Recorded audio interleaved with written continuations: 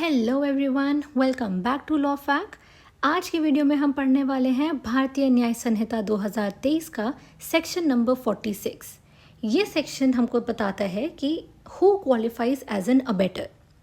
अब दोस्तों मान लीजिए कोई एक ऑफेंस कमिट होता है, उस ऑफेंस को कमिट करने वाले पर्सन को हम कहते हैं प्रिंसिपल ऑफेंडर, ठीक है। लेकिन मान लीजिए कोई और पर्सन है जिसने प्रिंसिपल ऑफेंडर को वो ऑफेंस कमिट करने के लिए इनकरेज किया है, तो ऐसे केस में ये जो पर्सन है जिसने इनकरेजमेंट किया है या फिर इन सम वे और दी अदर प्रिंसिपल ऑफेंडर को हेल्प किया है ताकि वो ऑफेंस कमिट हो, ऐसे केस में हम उस पर्सन को अबेटर कहते हैं। और अबेटर भी पनिशमेंट के लिए लायबल होता है, ना कि सिर्फ प्रिंसिपल ऑफेंडर। तो चलिए स्टार्ट करते हैं section 46। A person abets an offence who abets either the commission of an offence or the commission of an act which would be an offence. कोई भी पर्सन अगर किसी को अबेट करता है एक ऑफेंस करने के लिए, अब या तो वो अबेट करता है either the commission of an offence, या तो वो उस ऑफेंस को कमिट करने के लिए अबेट करता है, इनकरेज करता है, या फिर if he abets for the commission of an act which would be an offence, या फिर कोई एक ऐसे एक्ट को होने के लिए अबेट करता है जो कि अगर वो एक्ट कमिट हो गया तो वो एक ऑफेंस कहलाएगा। Now, if this act is committed by a person who is capable by law of committing an offense and with the same intention or knowledge of that of the abettor। अब मान लीजिए जिस person ने offence commit किया जो कि principal offender है, if that person is capable by law of committing an offense and if the principal offender has the same intention or same knowledge as that of the abettor, तो हम ये बोलेंगे कि हाँ, एक पर्सन ने offence successfully abate कर दिया है। अब हम इसी चीज़ को आगे एक्सप्लेनेशंस में अच्छे से समझते हैं। एक्सप्लेनेशन 1 बात करता है the abetment of the illegal omission of an act. Guys, हमने लास्ट वीडियो में भी ये टर्म को समझा था। ओमिशन मतलब टू ओमिट समथिंग, मतलब कोई चीज़ आपको करनी है बट आप जानबूझकर वो नहीं परफॉर्म कर रहे हो। Let's say you have a duty to pay tax, but आपको पता है आपको टैक्स पे करना है बट आप जानबूझकर वो चीज़ नहीं कर रहे हो।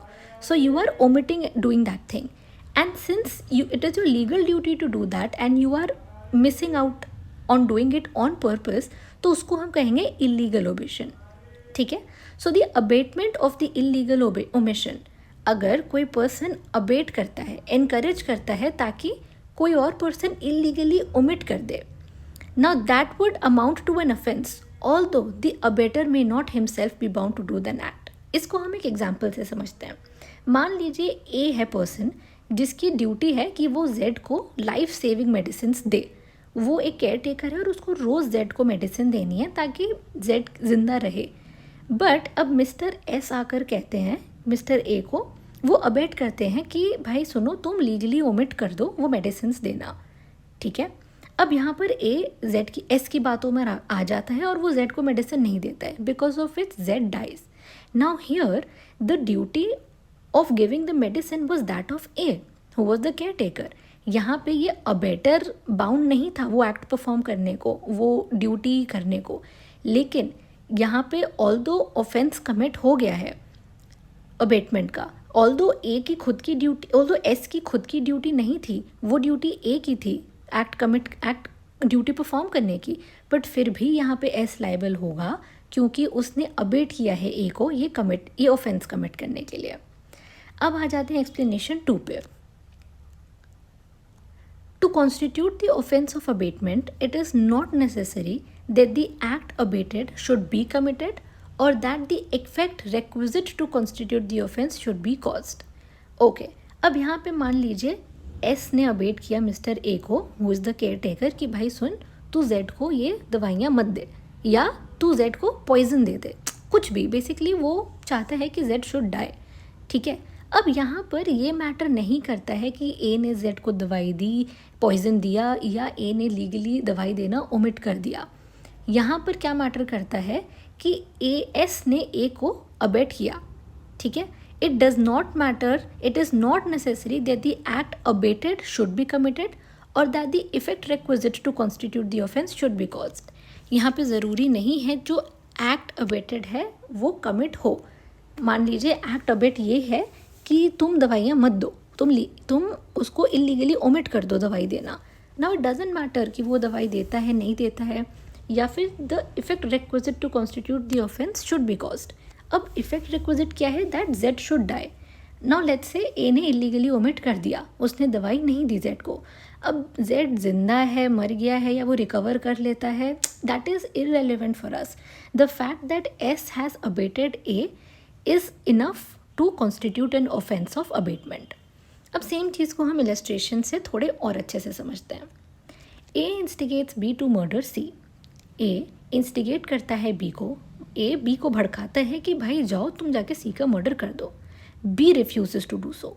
ठीक है, बी बोलता है नहीं, I will not murder C. Now A is guilty of abetting B to commit murder.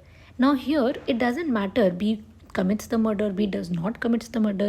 The fact that A has instigated B to do so is an offense, and thus A is guilty of abetting B. Example 2. A instigates B to murder D. Now B, in pursuance of the instigation, stabs D. D recovers from the wound. A is guilty of instigating B to commit the murder. अब यहाँ पे देखिए B ने instigation में आके D को stab तो कर दिया, लेकिन डी यहाँ पर रिकवर कर गया है. Okay, D recovers from the wound.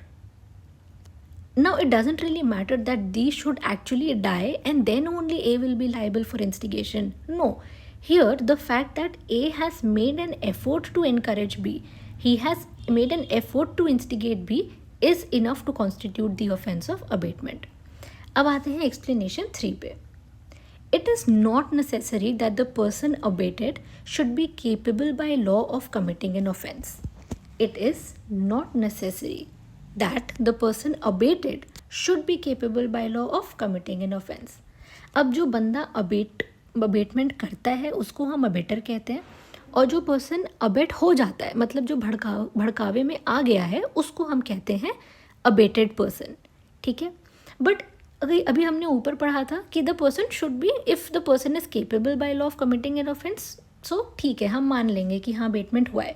But explanation 3 कहता है कि इट इज़ नॉट मैंडेटरी कि जो अबेटेड पर्सन है he should be absolutely capable by law of committing an offence. मतलब ये ज़रूरी नहीं है कि वो एक बहुत केपेबल पर्सन हो ऑफेंस कमिट करने का, तभी माना जाएगा कि ऑफेंस ऑफ अबेटमेंट हुआ है. अगर अबेटर किसी माइनर को मान लीजिए अबेट करता है, वो किसी अनसाउंड माइंड के पर्सन को अबेट करता है, वो किसी इंटॉक्सिकेटेड पर्सन या anyone who disqualifies to be a capable person as per law to commit an offence, उसको एनकरेज करता है, उसको अबेट करता है, तो इट डजेंट रियली मैटर कि अबेटेड पर्सन किस हालत में है. The fact that abettor has made an effort, he has encouraged someone to commit an offence is enough in itself to constitute the offence of abetment. ठीक है, इसके second part पर आते हैं. Or that he should have the same guilty intention or knowledge as that of the abettor or any guilty intention or knowledge. अब यहाँ पे ये भी ज़रूरी नहीं है कि जो अबेटेड पर्सन है, जिसको अबेटर ने अबेट किया है, ज़रूरी नहीं है कि उसका भी सेम गिल्टी इंटेंशन हो या उसको नॉलेज हो या same guilty intention or knowledge हो. अब इस सेम चीज़ को हम इलस्ट्रेशन से और अच्छे से समझते हैं. A with a guilty intention abets a child or a person of unsound mind to commit an act. देखिए, अब अगर किसी person of unsound mind को यहाँ पे A जो है वो guilty intention के साथ abet करता है. Now, if committed by a person capable by law of committing an offense and having the same intention of as A, here A, whether the act be committed or not, is guilty of abetting an offense. ठीक है, देखिए अब ए ने एक guilty intention के साथ एक child को अबेट किया है या फिर a person of unsound mind को अबेट किया है टू कमिट एन ऑफेंस. ठीक है, कोई एक ऐसे एक्ट करने को अबेट किया है जो कि अगर कमिट हो गया तो वो एक ऑफेंस कहलाएगा. ठीक है, और अगर ये सेम चीज़ लेट्स से किसी ऐसे पर्सन ने किया होता जो कि अनसाउंड माइंड का नहीं होता, जो कि एक केपेबल पर्सन बाय लॉ होता, अगर वो भी उस चीज़ को कमिट करता विद द सेम इंटेंशन, तो वो तो क्राइम होता.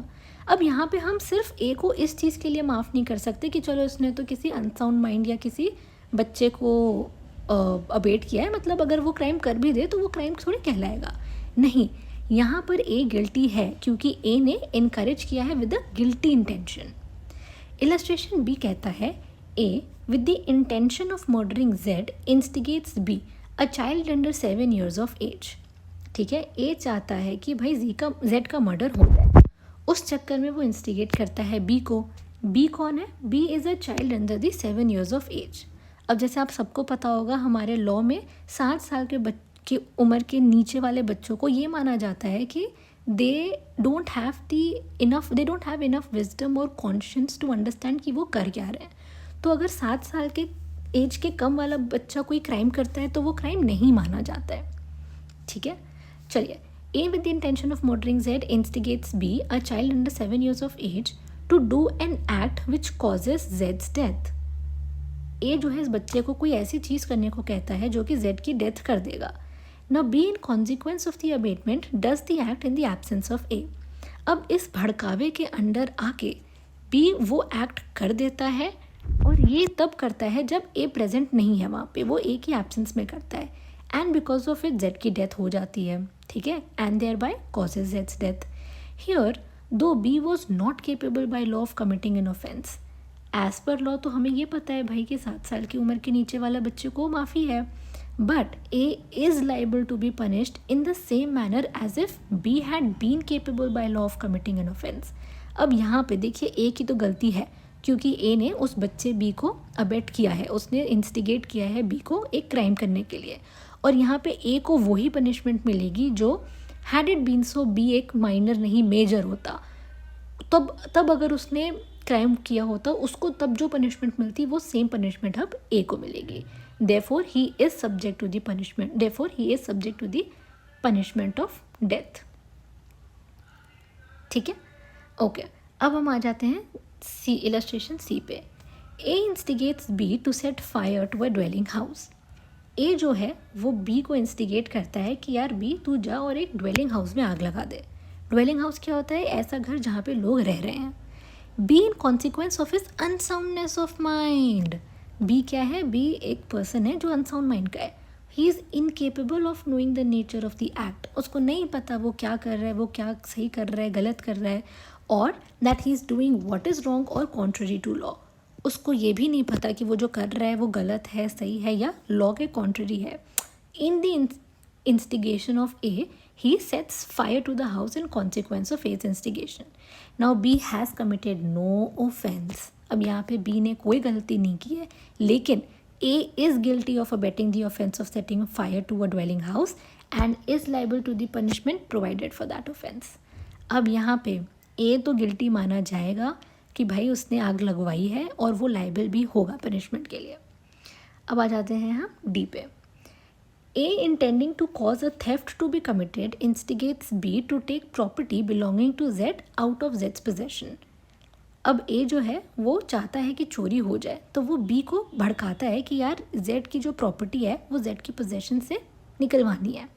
तो थेफ्ट कराने के चक्कर में A induces B to believe that the property belongs to A। A B को ऐसा बिलीव करवा देता है कि यार ये जो प्रॉपर्टी है ये Z की नहीं है, एक्चुअली ये A की ही प्रॉपर्टी है। So B takes the property out of Z's possession in good faith, believing it to be A's property। B क्या करता है भाई? B को लगा ये तो A की ही प्रॉपर्टी है, उसे क्या पता कि ये Z की प्रॉपर्टी है, तो वो प्रॉपर्टी निकाल लेता है ये समझिए कि भाई ये तो A की प्रॉपर्टी है। अब वो Z की प्रॉपर्टी Z की पोजेशन से निकाल चुका है। Now B acting under this misconception does not take dishonestly। ठीक है, अब भाई थेफ्ट तो यहाँ पे हो ही नहीं रही है क्योंकि थेफ्ट के इंग्रेडिएंट्स ही नहीं सेटिस्फाई हो रहे हैं। बी गुड फेथ में है भाई, वो मिसकंसेप्शन के अंडर है, वो डिसऑनेस्टली तो कर ही नहीं रहा है ये सब। So therefore B does not commit theft, but A is guilty of abetting theft and is liable to the same punishment as if B had committed theft. अब यहाँ पर अगर मान लीजिए बी ने डिसऑनेस्टली चोरी की होती, नोइंगली कि ये जेड की प्रॉपर्टी है और जेड के पोजेशन से निकाला होता, अगर बी ने थेफ्ट के सारे इंग्रेडिएंट सेटिस्फाई कर दिए होते तो उस केस में बी गिल्टी होता। बट यहाँ पे सिर्फ ए गिल्टी है क्योंकि ए ने अबेट किया है थेफ्ट कराने के लिए, और उसने बहुत खिचड़ी पकाई मिसकंसेप्शंस क्रिएट किए ताकि थेफ्ट हो। अब एक्सप्लेनेशन 4 जो है वो लैंग्वेज एक्सप्लेनेशन की थोड़ी वियर्ड है, बट सेम चीज़ अगर हम इलस्ट्रेशन से समझेंगे तो एक बार में समझ जाएंगे। एक्सप्लेनेशन 4 कहता है the abetment of an offence being an offence, the abetment of such an abetment is also an offence. चलो इसको इलस्ट्रेशन से समझते हैं। यहाँ पे एक डोमिनो इफेक्ट की बात हो रही है। A instigates B to instigate C to murder Z. A B को भड़काता है कि बी तुम जाकर सी को भड़काओ कि सी मर्डर कर दे जेड का। बी अकॉर्डिंगली इंस्टिगेट सी। अब ए के भड़कावे में आके बी चला जाता है सी के पास और वो उसको भड़का देता है कि जेड का मर्डर कर दो, and C commits that offence in consequence of B's instigation. अब बी के भड़कावे में आके सी जाकर मर्डर कर देता है जेड का। Now B is liable to be punished for this offence. देखो भाई, बी ने तो ऑफेंस किया है अबेटमेंट का, एंड उसको पनिशमेंट मिलेगी for murder, and as A instigated B to commit the offence, A is also liable to the same punishment. तो अब यहाँ पे ऐसा नहीं है कि ए ने कोई गलती नहीं की है, ए को हम छोड़ देंगे क्योंकि ए की इंस्टिगेशन से मर्डर थोड़ी हुआ है, मर्डर तो बी की इंस्टिगेशन से हुआ है। लेकिन नहीं, the abetment of an offence being an offence, so the abetment of such an abetment is also an offence. ऐसे भड़कावे जिसकी वजह से कोई और भड़का रहा है और फिर वो ऑफेंस कमिट हो रहा है, वो पहला जो इस सीरीज़ में जो वो पहला इंस्टिगेशन था जो कि ए ने बी को किया है, वो भी पनिशेबल है। ठीक है, अब हम आ जाते हैं एक्सप्लेनेशन 5 पे। It is not necessary to the commission of the offence of abetment by conspiracy that the abettor should concert the offence with the person who commits it. It is sufficient if he engages in the conspiracy in pursuance of which the offence is committed. देखिए, यहाँ पर मान लीजिए conspiracy में कई लोग involve होते हैं, बट यहाँ पे ज़रूरी नहीं है कि जो अबेटर है और जो प्रिंसिपल ऑफेंडर है वो सेम टाइम पे एक कॉन्स्पिरेसी में at the same time present हो या सेम टाइम पार्ट लें। अगेन इसको हम थोड़ा इलस्ट्रेशन से समझते हैं तो बेटर क्लियर हो जाएगा। Okay, A concerts with B a plan for poisoning Z. A जो है बी के साथ मिलके कहता है कि चलो जेड को पॉइजन करता है। It is agreed that A shall administer the poison. Okay, so अब ए और बी की प्लानिंग में ये है that A will go and give the poison to Z. B then explains the plan to C mentioning that a third person is to administer the poison. अब B जो है वो same conspiracy में वो सी के साथ डिस्कशन करता है और कहता है कि यार एक है मेरा दोस्त, कोई एक ए करके मेरा दोस्त है, वो एडमिनिस्टर कर देगा poison, but without mentioning A's name. Okay, sorry so यहाँ पे वो ए का नाम नहीं मेंशन करता है, वो कहता है कि अच्छा ठीक है, there is a friend of mine, you don't have to know the name of that person will administer the poison. अब यहाँ पे देखो सी और ए का कोई भी डायरेक्ट नॉलेज नहीं है, but after listening to this C agrees to procure the poison and procures and delivers it to B for the purpose of it being used in the manner explained. अब C क्या करता है, जैसे जैसे उसको B ने समझाया कि पॉइजन हम एडमिनिस्टर कर दे, कोई मेरा एक दोस्त है वो कर देगा, तो सी क्या करता है, जाता है पॉइजन लेकर आ जाता है, knowing this that somebody will administer it to Z. A administers the poison. A जो है वो पॉइजन दे देता है जेड को। Z dies in consequence. Now here though A and C have not conspired together. अब किसी भी पॉइंट पे ए और सी ना एक दूसरे को जानते थे, ना उनको एक दूसरे का नाम पता था, ना ये लोग कहीं साथ में बैठ के इन्होंने कॉन्स्पिरेसी क्रिएट करी, लेकिन still C has been engaged in the conspiracy in pursuance of which Z has been murdered. C part है इस कॉन्स्पिरेसी का जहाँ पे जेड, जिसकी वजह से जेड का मर्डर हो गया। C has therefore committed the offence defined in this section and is liable to the punishment of murder. तो यहाँ पे भी सी ने ऑफेंस कमिट किया है और वो भी लाइबल होगा मर्डर की पनिशमेंट के लिए। That was it guys for section 46। थोड़ा सा लेंदी और थोड़ा सा ट्रिकी सेक्शन है, but then again as I always say, अगर आप एक ही सेक्शन को आराम से धीरे धीरे बार बार रीड करोगे तो आपको वो बहुत आराम से समझ में आ जाएगा। If you have any questions please let me know in the comment section. So like, share and subscribe law fact, और नेक्स्ट वीडियो में हम आ जाएंगे सेक्शन 47-48 के साथ। Okay, till then take care, good.